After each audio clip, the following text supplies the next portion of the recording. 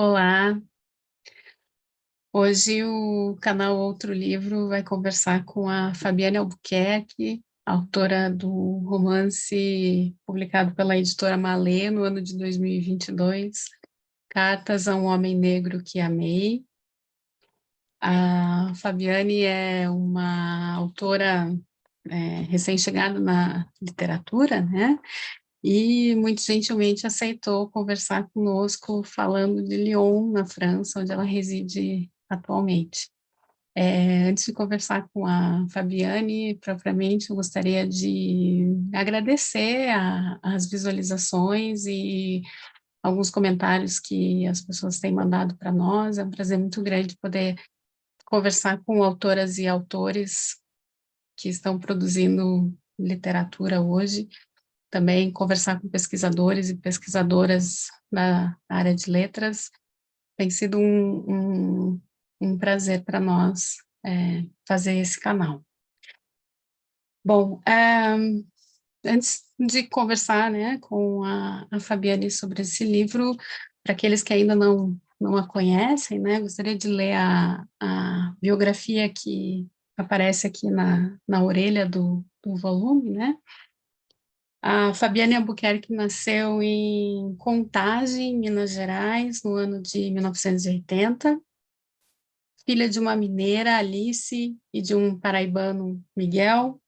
Passou parte de sua infância no sertão mineiro, cidade de Corinto, e retornando alguns anos mais tarde para a cidade grande, vivenciou as transformações das primeiras periferias da região metropolitana de Belo Horizonte. Mudou-se para terras goianas, onde foi freira por quase 9 anos, passando pelo Maranhão, África do Sul e Congo. Deixou a vida religiosa e foi morar na Itália, após sua formação em Ciências Sociais pela Universidade Federal de Goiás. Fez mestrado em Filosofia na Itália, casou-se, teve um filho e retornou ao Brasil, onde concluiu seu doutorado em Sociologia pela Unicamp. Estuda migrações, corpos, raça, gênero, e no feminismo negro encontrou o que ela chama de bálsamo para suas feridas ancestrais. Atualmente vive na França, escreve e lê desde sempre livros e pessoas livros. Obrigada, Ana, pelo convite, pelas pessoas que gostam de literatura, pelas pessoas interessadas na temática que o livro traz, né? Que é, bom, a Folha de São Paulo fez uma recensão muito bonita, né? E o Hélio Santos, ele recomenda o livro como um dos livros para se conhecer o Brasil, né? Então, é um livro a partir de uma vivência de uma mulher, mas que também é ligado à história nacional, né? Tem passagens, assim, de transformações, de mudanças, como periferias, religião, patriarcado, que serve, né, para quem ler, para o leitor também entender, né? Não é um livro somente intimista, pode ser lido como uma biografia teórica. Exato, exatamente. Bom, como eu disse, né, a ideia do canal é a gente conversar com escritores e escritoras que estão aí tentando entender esse nosso tempo, né, essa nossa a vida contemporânea, e o teu trabalho me chamou muito a atenção pelas reflexões que a tua escrita provoca, né, que eu vejo não apenas como indispensáveis, mas incontornáveis para a vida nos tempos de hoje, né? São questões que, enfim, é difícil de evitá-las no mundo de hoje. E, e o livro, para aqueles que ainda não tiveram a oportunidade de conhecer, conforme o próprio título anuncia, composto por um conjunto de cartas na qual essa narradora chamada Bia, né, falando a partir de Lyon, escreve para esse homem negro que amou, né? Então, esse conjunto de cartas tem ali também uma cronologia em funcionamento, né? As cartas iniciam em agosto de 2019, e a última é datada de 1º de outubro de 2020, né? Ou seja, tem um intervalo um pouco mais de um ano, e nessas cartas a narradora conversa com esse homem, um, que é uma expressão de um amor sincero, mas também um amor bastante conflituoso, né? Sobre o qual também nós podemos falar com mais detalhes daqui a pouquinho. Mas antes de entrar no teu livro propriamente, eu gostaria de te perguntar o modo como se deu essa tua entrada na literatura, ou seja, o que que te motivou a publicar esse volume? Então, o título do livro, ele até engana, né? Porque as pessoas está ainda no plástico, porque esse aqui me chegou agora da editora Malê no Rio para um encontro que eu vou ter em Amsterdã em julho, né? Então, aí o título ele até engana, porque as pessoas não vão imaginar de achar uma história romântica, né?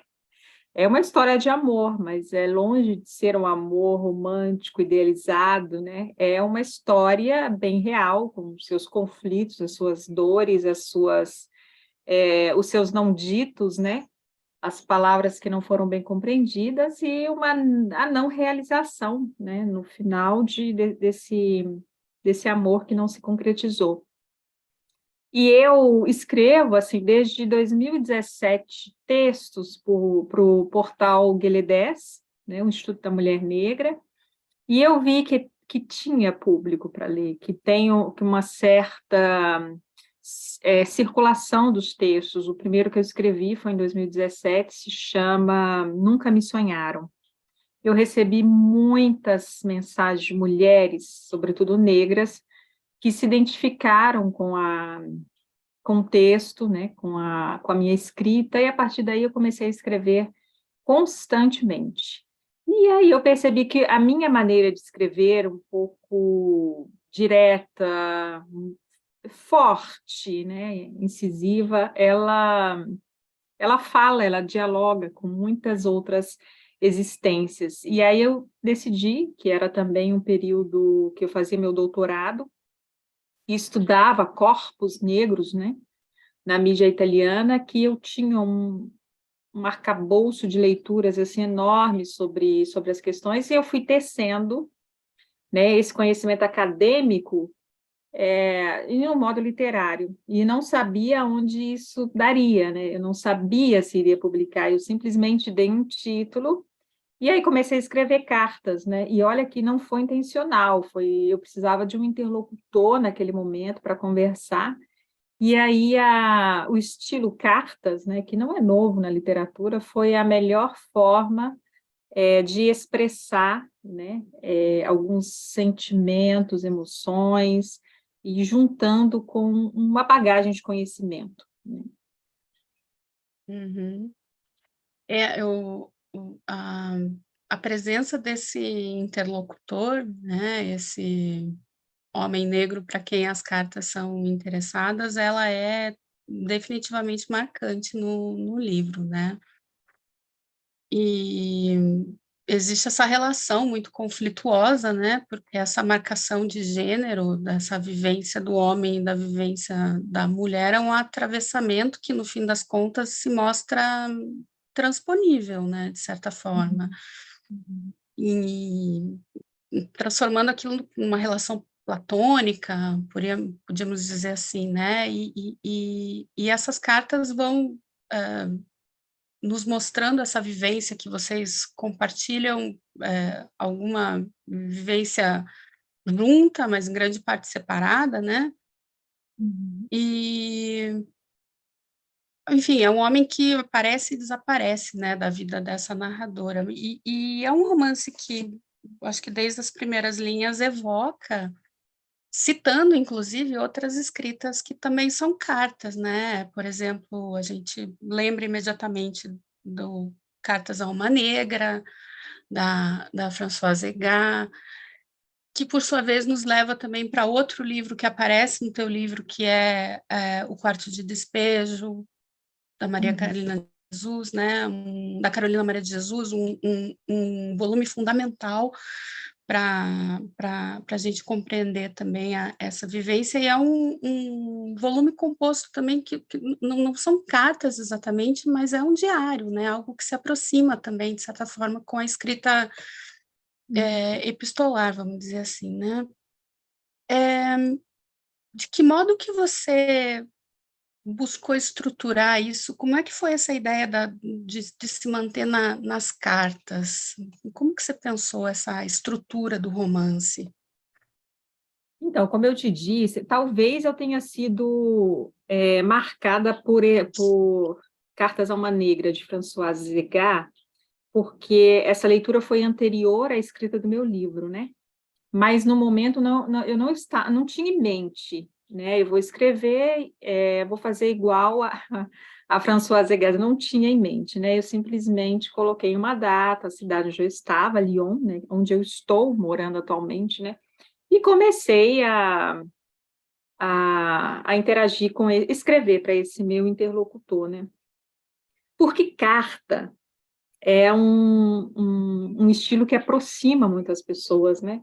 Eu, particularmente, adoro livros escritos em forma de cartas, né? Aquele do Franz Kafka, Cartas ao Pai, para mim também é um livro que marcou profundamente, né? Ele escreve uma carta para o seu pai, um pai patriarcal, né? Um pai que marcou a sua infância, e isso aproxima o leitor, né? Ele chama esse pai em causa, né?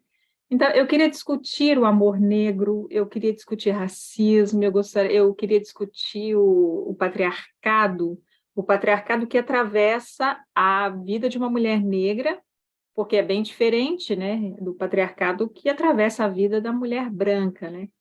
A gente tem que lidar com o machismo do homem negro, o machismo do homem branco e a truculência da mulher branca, né? Então, assim, a gente está atravessado o tempo todo por esse tipo de violência. Então, chamar em causa um interlocutor dá ao leitor, pelo menos pelos feedbacks que eu tenho recebido, né, essa proximidade. Muitas mulheres disseram, nossa, parece que estava falando comigo, né? Ai, parece que eu estava lá sentindo você falando com ele, né? Parece que a gente está ali ouvindo tudo e você conversando com esse homem negro, né? Eu acho isso muito, muito bonito, quando o leitor ele se sente parte, né, desse processo como um ouvinte, né, disso tudo. Então, a escolha das cartas assim foi assertiva, embora, como eu falei no início, eu não sabia, não tinha certeza se publicaria, né? Inclusive, antes de publicar, eu enviei para dois homens negros, né, muito próximos, um amigo meu, sociólogo, um outro artista em São Paulo, e eu perguntei, olha, eu estou chamando um homem negro em causa aqui para discutir algumas coisas, eu gostaria de parecer de vocês para ver se eu ofendo, de alguma forma, a subjetividade de homens negros, né? E porque eu trato de assuntos delicados, e aí os dois, né, com muita sinceridade, falou assim, nossa, de jeito nenhum. Inclusive um deles, no início, disse, ai, mas você é muito cruel com esse homem negro, eu tô com dó dele, né? E aí, mais para o final, ele, agora eu estou odiando esse homem negro, né? Então, ele teve alguns sentimentos bem ambíguos que eu acho positivo, né? Provocar, porque não é uma questão, né? Nós estamos numa dualidade, o bem e o mal, né? A narradora e o homem negro, enfim, nós somos uma mistura disso tudo, né? E quando o leitor percebe que ele pode sentir, ao mesmo tempo, empatia e detestar um personagem, isso é muito positivo, né? Porque as duas partes estão em nós. Nossa, certamente, certamente. Para mim, da minha leitura, né, o silenciamento, ou melhor dizendo, a libertação do silenciamento, né, me parece que é o tema principal do romance, né, porque esse conflito dessa narradora que busca libertação, né, desse silenciamento talvez a principal chave de leitura do livro. E esse conflito, né, à medida que ele vai se desenrolando, ele vai mostrando também as alternativas, né, como é que se faz para romper com esse silenciamento e com essa submissão que foi historicamente imposta às mulheres negras. Então, é uma narradora que essencialmente se revolta contra isso, que não está mais disposta a guardar os segredos dos opressores, como ela mesma diz em um determinado momento, né? E o percurso que essa narradora faz é sair do trabalho doméstico em direção ao trabalho intelectual. Uhum. Como é que você enxerga essa perspectiva hoje? Você pensa que como é que ela se configura hoje, depois, enfim, dessas primeiras 2 décadas do século XXI, em que essas questões estão aparecendo de maneira tão forte, né? Uhum. Bom, para contextualizar essa questão do silenciamento, essa questão é muito forte na minha trajetória de vida, né? Porque eu sou a primeira geração da família de minha mãe a nascer fora de uma fazenda, né? Para a gente ter uma ideia, isso não é qualquer coisa, né? As relações que se davam dentro de fazendas nos sertões eram relações de violências extremas, porque eram locais isolados, né?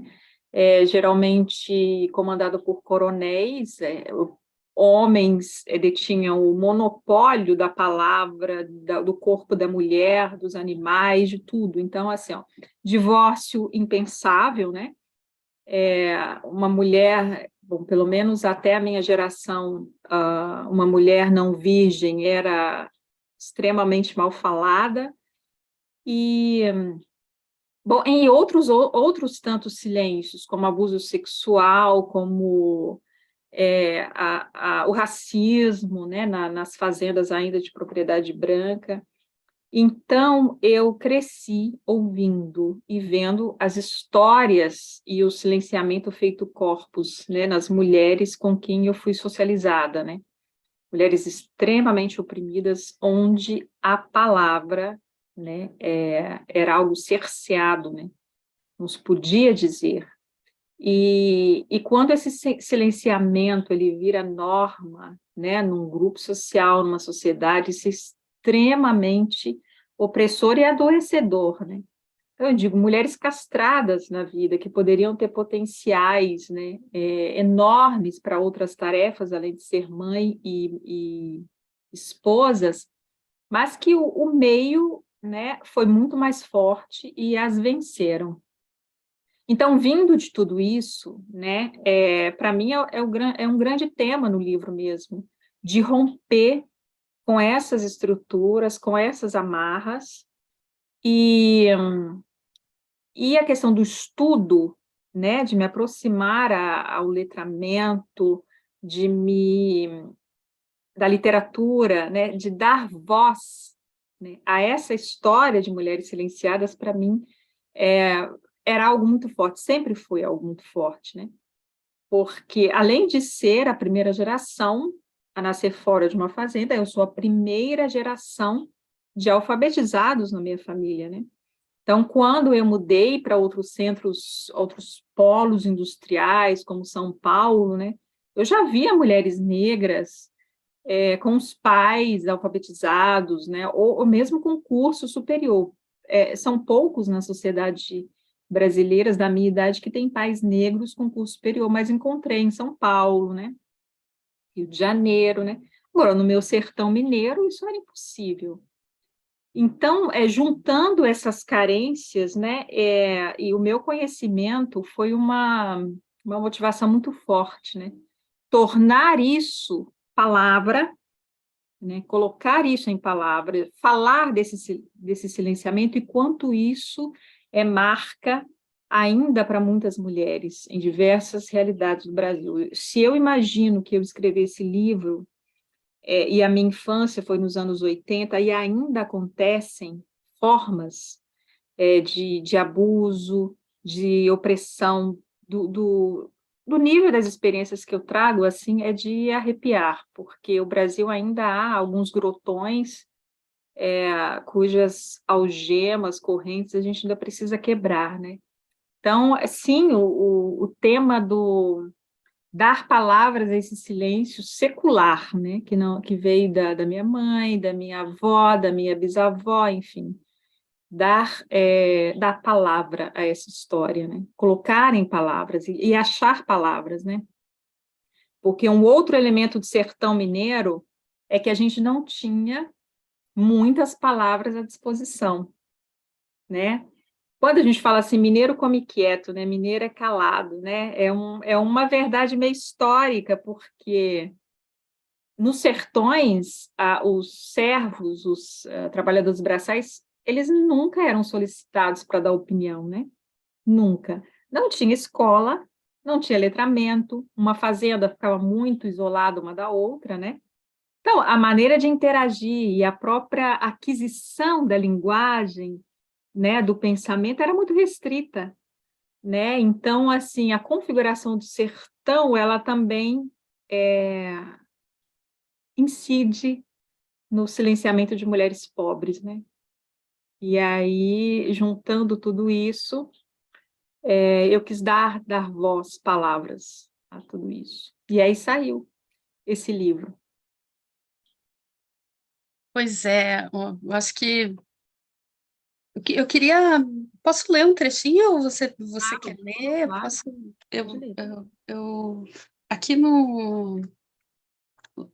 Tá lá na página 151, né?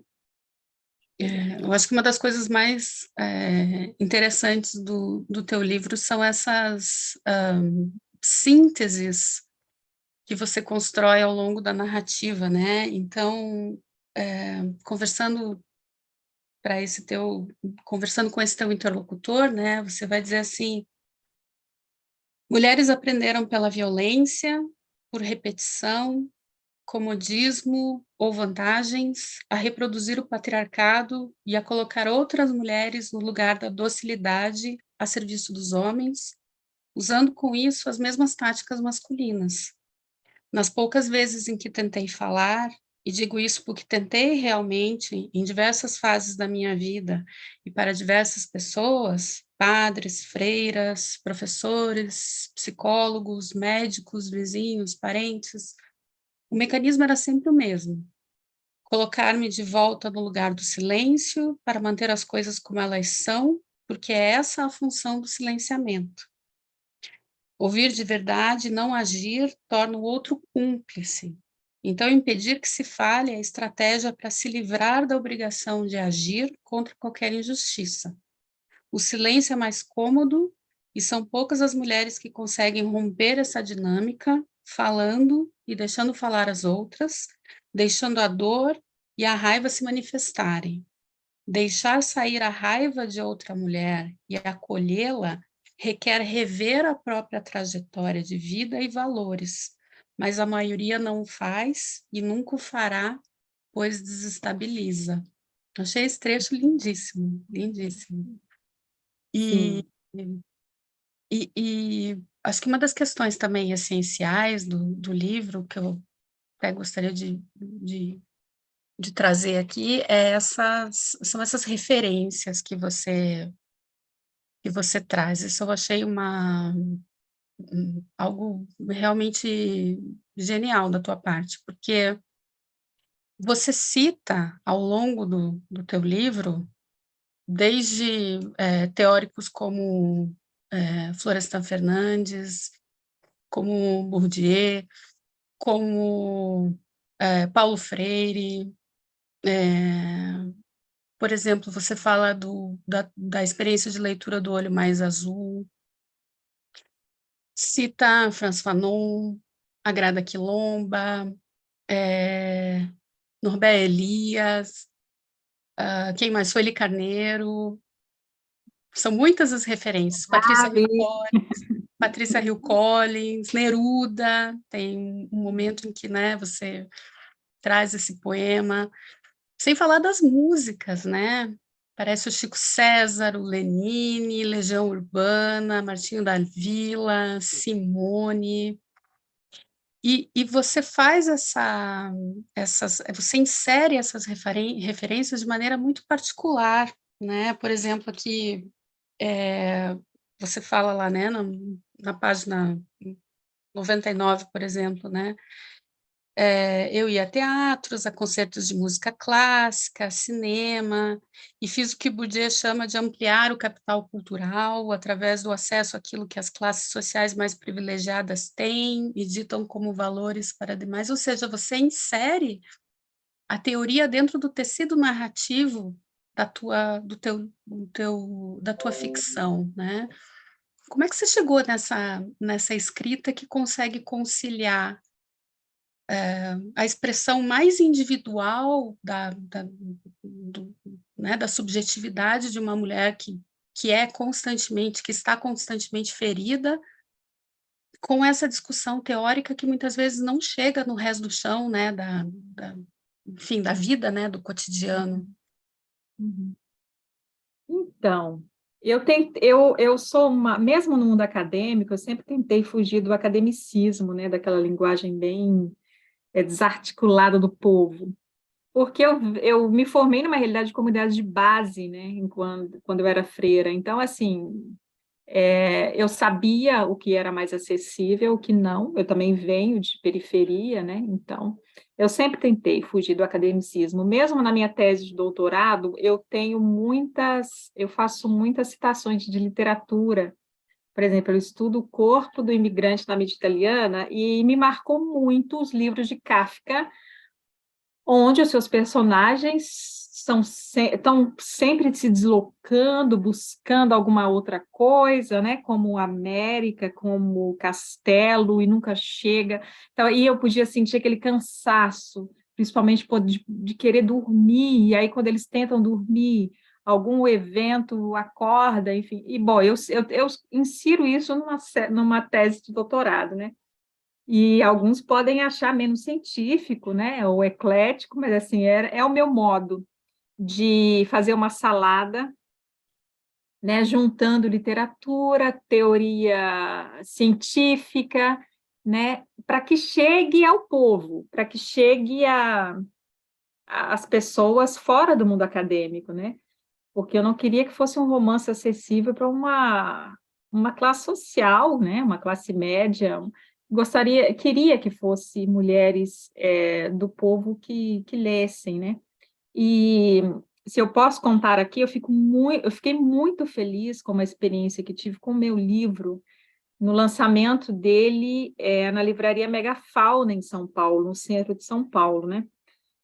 No final da apresentação, uma amiga disse: olha, tem uma mulher ali que quer falar com você, uma mulher negra, Ana Paula, e era uma mulher em situação de rua, com a sua sacolinha de plástico, né, mal vestida, chinelinho, né? Até o segurança, por um momento, tinha impedido que ela entrasse, mas ela queria porque queria falar comigo, né?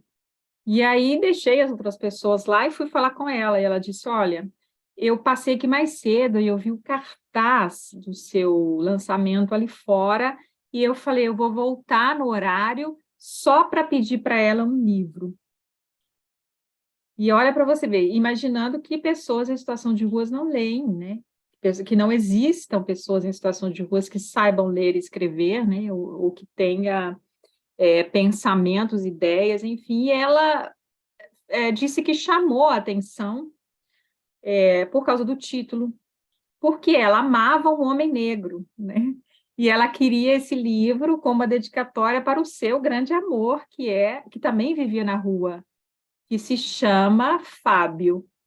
Né? Para mim, foi a melhor demonstração de que o livro, né, pode chegar em mãos que a gente, em geral, não espera. Né? Então, uma mulher em situação de rua em São Paulo tem o meu livro, né, dedicado, que ela, né, disse que daria ao seu amor, um homem negro. Né?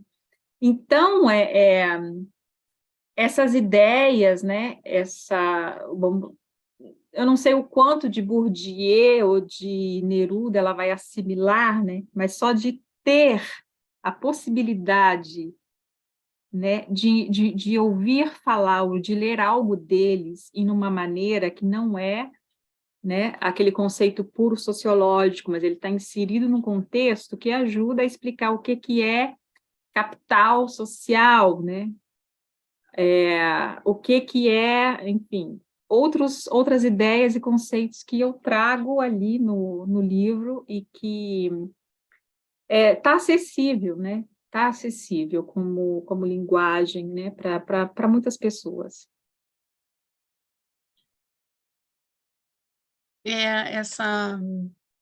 Essa costura, eu achei ela muitíssimo interessante, porque ela ocorre de uma maneira natural na narrativa, né? E acho que é uma das que mais aparece também, trazendo, né, uma discussão que eu acho que é muito associada ao feminino, ao ser mulher hoje, é essa discussão quarto, mas vamos dizer do espaço público e do espaço privado, vamos dizer assim, né? Você acaba citando, né, o ensaio da Virginia Woolf, que em algumas traduções aparece ali como um teto todo seu, um quarto todo seu, né? E em que esse quarto com chave é a chave, né, da leitura, e isso junta com a solidão da narradora, né? Porque e aí tem o atravessamento todo, porque eu penso que o quarto com chave é uma conquista, né? E você consegue isso, né? Quer dizer, a narradora, né? Vamos dizer, a narradora consegue isso no convento, no isolamento do convento. E me chamou a atenção que a narradora consegue isso no convento sem a família, né? Ou seja, a família aparece como um peso para a mulher, né? Uhum. E tem um momento do livro em que eu achei, acho que o momento mais bonito em que a narradora fala desse quarto que foi cedido pelas mulheres num momento de chuva, em que você tem um quarto para você, ao mesmo tempo que as próprias donas da casa não dividem um quarto ali, né? Uma cena importante em que as mulheres conversam e percebem as ausências, e a narradora percebe a sua solidão, mas, ao mesmo tempo, naquele momento de compartilhamento. E aí eu acho que a narradora diz algo como: a solidão é o que melhor me define, e o estudo aparece, né, como uma cura para essa solidão, etc. O que é ainda, o quarto ainda é o que representa esse quarto para a mulher? É ainda algo a ser conquistado? Como que você vê que tipo de avanço que a gente tem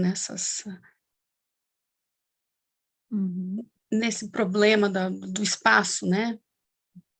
É interessante, Ana, que eu li Virginia Woolf quando eu estava no mestrado em filosofia na Itália. E nós lemos, né? Eu era a única mulher negra da sala, a única imigrante, enfim, todas as colegas eram mulheres brancas, burguesas, e a perspectiva de leitura e os debates eram atravessados pela classe, né, das mulheres que faziam essa leitura, né, inclusive que toda mulher tem que ser independente economicamente, ter o próprio quarto para poder escrever, para poder demonstrar sua criatividade, né, e aquilo ficou em mim. E eu precisava um dia elaborar essa questão do quarto, né, porque eu pensava, caramba, para a gente, né, para nós mulheres negras, agora da periferia, né, porque ser brasileira, mas da periferia do Brasil, mulheres negras, o significado do quarto é algo totalmente diferente, porque a gente cresce dividindo o quarto com um monte de gente, né, o quarto físico, né, mas também a nossa experiência de deslocamento, né, de andanças, de mudanças físicas e geográficas mesmo, né, é algo muito presente, né? Então, assim, ter um quarto, me dizia uma pessoa, uma mulher negra que trabalha na Universidade de Chapecó. Ela me diz esses dias o seguinte: Fabiane, sabe o que eu acho interessante? Que aqui no Sul todo mundo tem casa, né? E aí né? Essa é uma leitura que parece muito óbvia, né? Mas ela disse: eu venho de Brasília, que é ali colada em Goiás, onde eu morei, né? Gente, a gente vive de aluguel a vida inteira. Nós pobres vivemos de aluguel a vida inteira, né? E aqui em Chapecó, todas as minhas colegas de trabalho têm casa própria, né? Aí eu disse: que coisa interessante. Olha aí, mais um elemento da questão do quarto físico, né? Que para a gente também é uma conquista e é um sonho muito distante, né? Muito distante. Então, assim, quando a gente fala da condição de mulher, é bom ter presente esses recortes de classe e de raça. A gente está falando de quarto para quem, né? Inclusive, esses dias eu terminei de ler um livro que a Simone de Beauvoir escreveu sobre a morte da sua mãe, uma morte suave, né, que se chama o livro. E ela disse assim que passou uns dias no hospital com a mãe, já moribunda, e ela reclamando, porque no quarto do hospital não tinha um espaço para que os acompanhantes pudessem se maquiar. E aí eu parei a leitura, fechei, e te juro que eu disse: caramba, Simone, né? Pega leve, é um quarto, você quer um espaço no hospital para você se maquiar. A gente está querendo ter um quarto para dormir em paz, né? Sem ser despejada, né? Com segurança, sem polícia arrombando, sem tiroteio, sem que os nossos filhos corram. E a Simone, que é uma pessoa que, né, uma autora que eu admiro muito, está falando de uma realidade completamente diferente da minha, né? Ela queria, né? Ela estava dizendo que no quarto onde a mãe dela estava internada não tinha esse espaço para acompanhante, né? Para você ver as perspectivas burguesas, né? De quarto e quarto, né? Virginia Woolf, Simone de Beauvoir, né? E podemos citar outras mulheres também, Clarice Lispector, que tinha empregada doméstica, né? Então, se essas mulheres colocarem em palavra o que significa quarto, vai ser bem diferente do meu, né? Do que aparece nessa literatura, né? Dividir um barraco na periferia, no meio da chuva, quando o teto arrisca, corre o risco de voar, né? Enfim, ter um quarto num convento só para mim, quando a vida inteira, né, isso não foi possível, né, com escrivaninha, com biblioteca, enfim, né? Então, nesse livro, o quarto tem uma perspectiva de classe e de raça bem marcante mesmo. Pois é, eu falando aqui contigo, várias vezes eu já caí nessa coisa de me referir à narradora como você, né? Como é que você diria, assim, qual seria o gênero do teu livro? Seria um romance? Seria um romance autobiográfico? É um Como que você romance define, autobiográfico, né? né?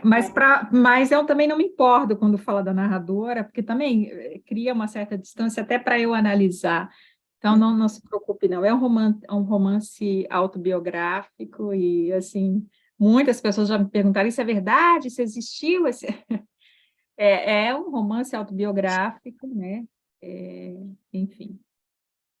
É, enfim, acaba instigando essa dúvida, né, na leitura. Bom, acho que talvez a outra chave para a leitura seja essa relativização, né, dos papéis. Afinal de contas, quando a gente está falando dessas categorias, né, homem negro, mulher negra, mulher branca, a gente não deixa de falar de uma figura meio idealizada, né? E eu acho que o teu livro tem um ensinamento muito importante ali, que é esses atravessamentos que se dão nessas próprias relações, né? Explicando melhor. Eu acho que uma das personagens que mais me marcou foi justamente a personagem da tia, né, que era alguém que tinha ascendido socialmente por conta de um casamento, e que se torna alguém que vai ali reproduzir os abusos, né, a violência toda que foi praticada contra ela, né. Então você vai mostrando as especificidades no modo como a estrutura de poder vai se reproduzindo dentro dessas famílias multirraciais, no fim das contas, né. Exatamente. Como é que você percebe, vou chamar de narradora, né, ela, enfim, consegue cortar essa violência, a duras penas, mas corta, tanto é que tem um momento do livro em que reflete, né, será que é a educação libertadora? Será que a libertação ela vem de uma escolha íntima, né? E você diz, bom, talvez seja os dois, né? Um conjunto de como é que foi construir essas personagens que não são exatamente, porque ela não é uma personagem carismática, né? Como é que você vai sentir que eu me senti como leitora, eu me identifico com essa mulher, eu a vejo porque como é que eu leio essa mulher, né, que é alguém que perpetua esses abusos, ainda que tenha a chance de, enfim, de colocar um chega nisso, né? Uhum, uhum. Bom, colocar esses personagens na história ajuda muito, né? Ajuda de colocar cada um o que lhes foram oferecido, quais foram as possibilidades que tiveram, e claro, no final todo mundo assume a própria responsabilidade pelas ações, né? Apesar do contexto em que vivem, né? Dos valores predominantes no próprio espaço, na configuração. Mas uma coisa interessante desse processo, né, de colocar essa tia, esses personagens, cada um dentro da história, né, e da onde que isso vem, né, mostrar da onde que isso vem, né, esse desejo de reproduzir para se mostrar que venceu na vida, né, são inputs que vêm da própria sociedade, dos valores dominantes na nossa sociedade. Então, assim, quando a gente culpa o indivíduo por tudo, mas não olha também que mecanismo que gera, né, esse tipo de sujeito, né, a gente corre o risco de desconectar a história social de história pessoal, né? E aí eu fico imaginando essa mesma tia, se ela tivesse crescido numa família classe média negra de São Paulo, onde o samba, onde a capoeira, onde, né, a negritude era vista de uma forma positiva, onde não precisasse sair para trabalhar na casa dos outros e ver essa relação de perversidade na dominação, né? Principalmente no trabalho de empregada doméstica tão cedo. Enfim, que tipo de pessoa não seria, né, se tivesse sido inserida? Então, eu coloco essas pessoas no contexto para mostrar que, sim, olha, tem escolhas pessoais que se faz, mas que estão tão impregnadas pela força do meio social que é meio impossível, sabe, desconectar uma coisa da outra, embora ainda acredita que cada pessoa seja responsável pelo seu próprio processo, né, e que poderia ter sido diferente, poderia, claro que poderia, mas, né, mostrando dentro de um processo, né, de influências, isso fica mais fácil de entender cada personagem ali, né? Até mesmo as suas maldades, como diz o meu sertão, as suas ruindades, né? É. Queria te perguntar sobre a tua coluna no portal Guia 10, que, enfim, trata de temas bastante espinhosos e incômodos, né, mas que tem assombrado o debate que vai tratar de questões raciais, questões de gênero. como é que você tem trabalhado ali essas discussões, né? Algumas discussões que vão para o Instagram também, e que são Então, discussões muito incômodas e absolutamente necessárias, né? Incontornáveis, acho que essa é a palavra de novo, né? então, na verdade, eu não tenho uma coluna, eu envio os meus textos e o GLDS publica, né? Eu tenho sorte de identificar, né, os temas que o GLDS trata com o tipo de texto que eu escrevo. Então, eu tenho mais ou menos uns 25, 26 textos nesse portal, né? E são temas, assim, do cotidiano, que eu sempre ligo, realidade cotidiana, vivência com a teoria, né? Então, é também o meu canal de expressar cotidianamente as violências, que nunca acaba, sendo mulher negra aqui na França, as vivências aqui não posso dizer que são melhores do que nos outros lugares que eu já vivi. Então, é a maneira que eu tenho de lidar com isso tudo. Escrevo, né? Escrevo constantemente, e eu vejo que os textos circulam, provoca, mas incomoda muita gente. Mas incomoda, sobretudo, pessoas brancas. E por quê? Porque o negro, ele sempre foi tema, ele nunca foi o sujeito falante, né? Quando você inverte a ordem e começa a você olhar para o branco e falar, isso provoca desconcerta, desestrutura, como assim, né? Então, assim, o que eu vejo de mensagens, de comentários, né? Mas nem todo branco é assim, eu sou diferente, né? E eu fico interessada, me chama a atenção essa necessidade de se defender disso, né? Mas é urgente olhar para pessoas brancas, para a branquitude, né?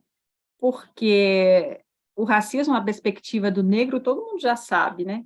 Que sofre, que é humilhado, que provoca pobreza, que impede a ascensão social. Bom, tá todo mundo cansado de saber disso, né? Chega da pornomiséria de mostrar negros em situação de pobreza, favela, enfim, isso até reforça aquele ego branco, aquele sentimento de superioridade, né?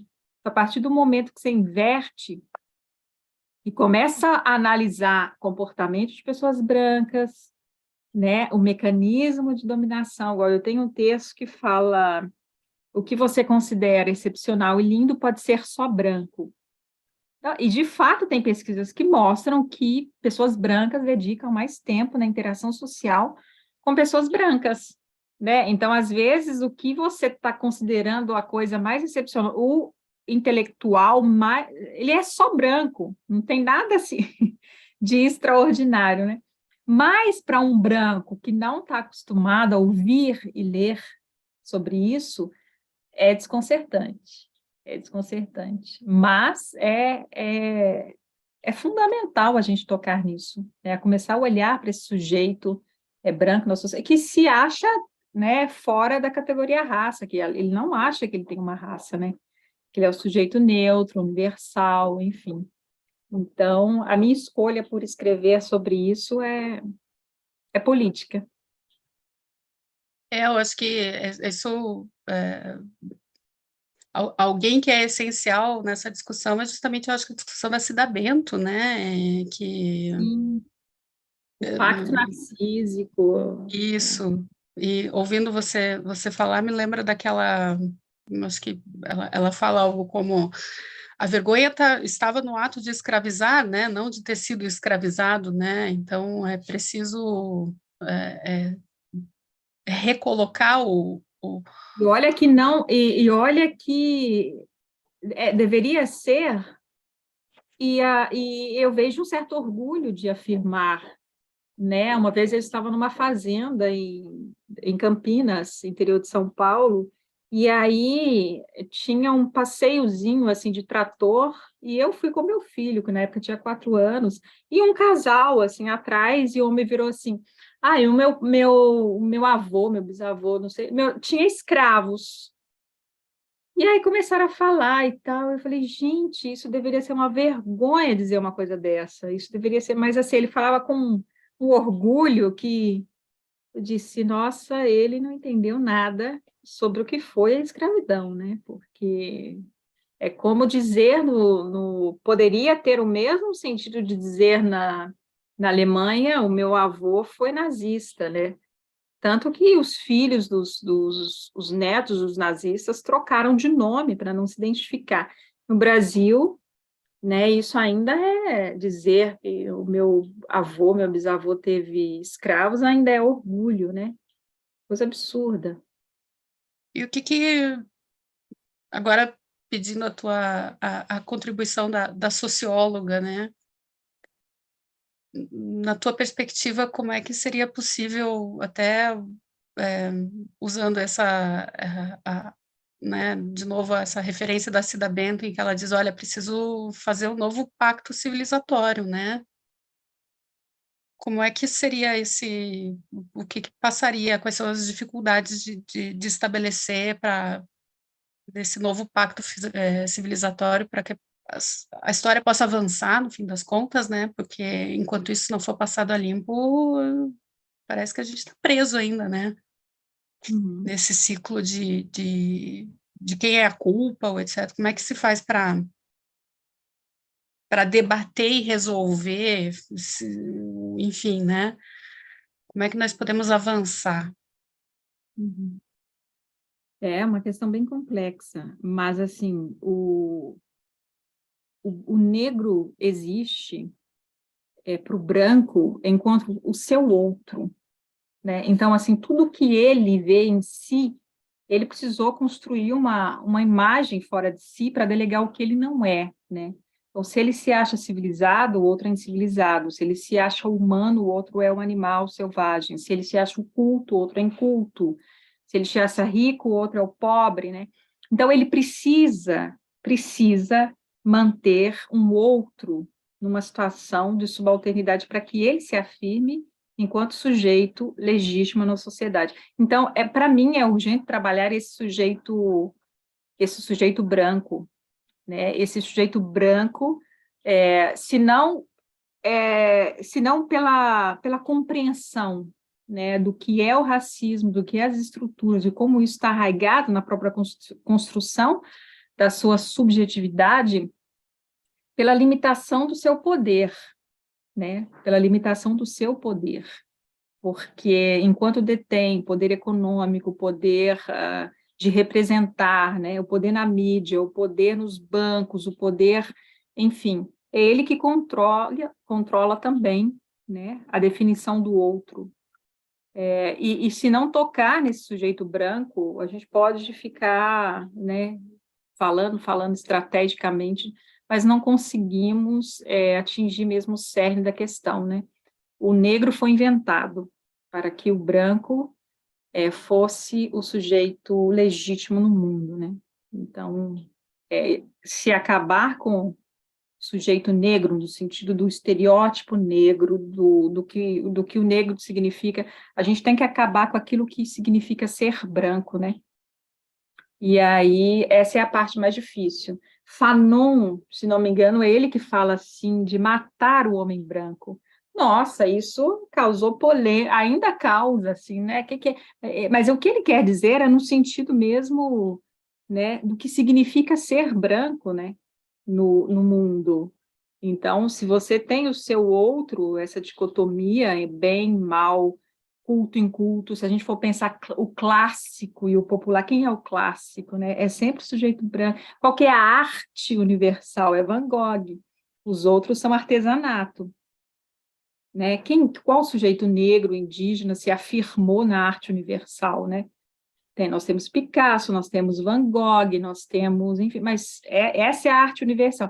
Nós temos Chopin, nós temos Beethoven com a música, e o contrário é sempre, né, o popular, né, que é o outro do sujeito branco, né? Então, a gente precisa acabar com esses jogos de dualidades para que uma humanidade prevaleça sobre os outros desumanizados, né?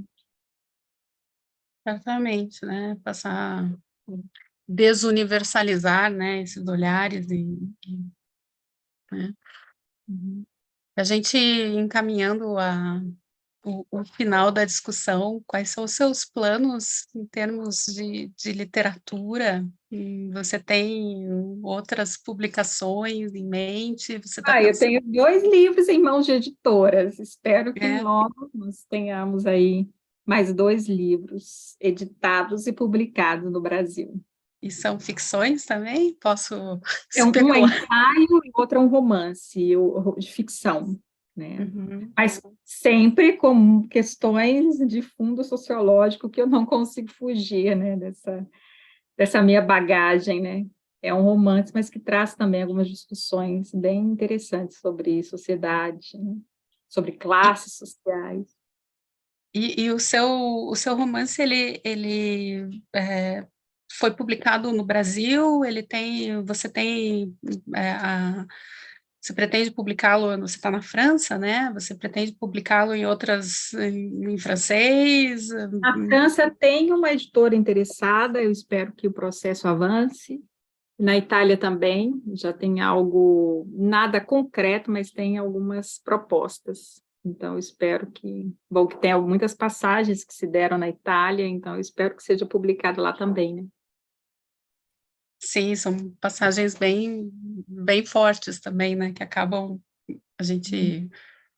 Essa é uma enfim, né, não deu tempo de falar de tudo, assim, porque a gente Deixa a vai curiosidade para também deixar quem alguma... leu. Com certeza, para as pessoas... A gente vai deixar na descrição do vídeo um link para as pessoas também, né, aqueles que se interessarem em adquirir o livro, que, enfim, vale muito a pena a recomendação e destaco também. Até queria citar o nome da artista, né, foi a Dandara de Santana, né, que fez a Uhum. capa, uma capa muito bonita né, Linda parabéns mesmo. pelo livro. Né. Muito obrigada pela disposição de conversar aqui. Obrigada a você, Ana. Um abraço para você e para quem irá ver o vídeo. Isso, então tá bom. Muito obrigada, então, e na próxima semana a gente volta com outra conversa sobre outro livro. Até lá!